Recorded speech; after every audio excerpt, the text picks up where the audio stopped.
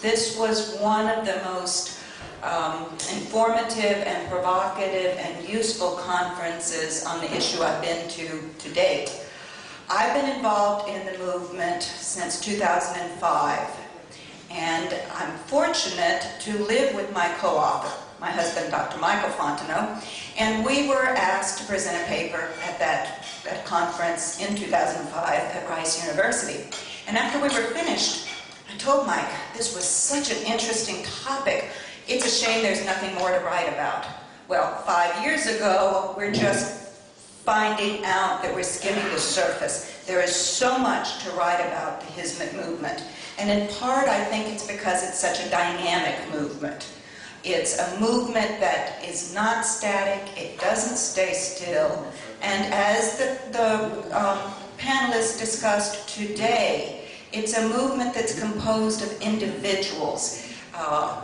Although I think that Dr. Iba had a very good point, and I'd like to follow up on that, when she said that members of the Hizmet movement, of which I consider myself one, as does Father Michel, I agree with him. I'm not a Muslim and I'm not a Turk, but I believe that I am a member of the Hizmet movement.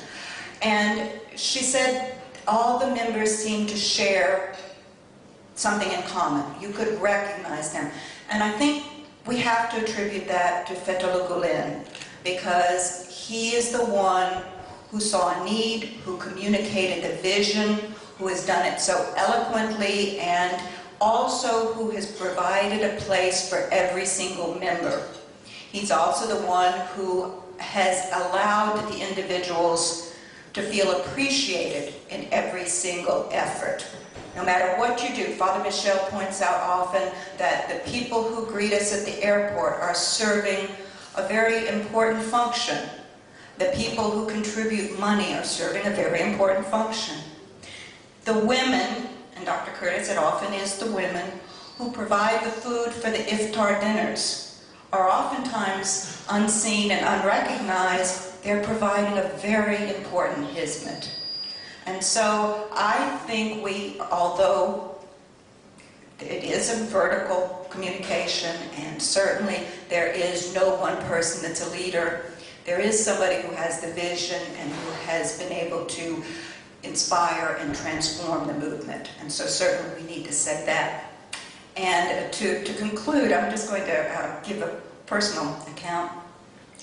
A few weeks ago, somebody that I work with on the schools, I'm on the advisory board of the schools, the Gulen schools in Louisiana, and he looked at me and he said, "You would make a very good Muslim wife." And I was immensely flattered. I came home and told my husband, I was so flattered because I know these women. I've worked with these women, and they are among the most accomplished, intelligent, educated, hard-working women. I admire them so much. I don't know how they find enough hours in the day. And I asked one once, I said, "You're a professor, you're writing, you take care of your family, how do you do it?" And she said, "Well, Fethullah Gulen is writing books and he doesn't sleep very much, so why should I?" So I'll conclude on that note. Thank you very much.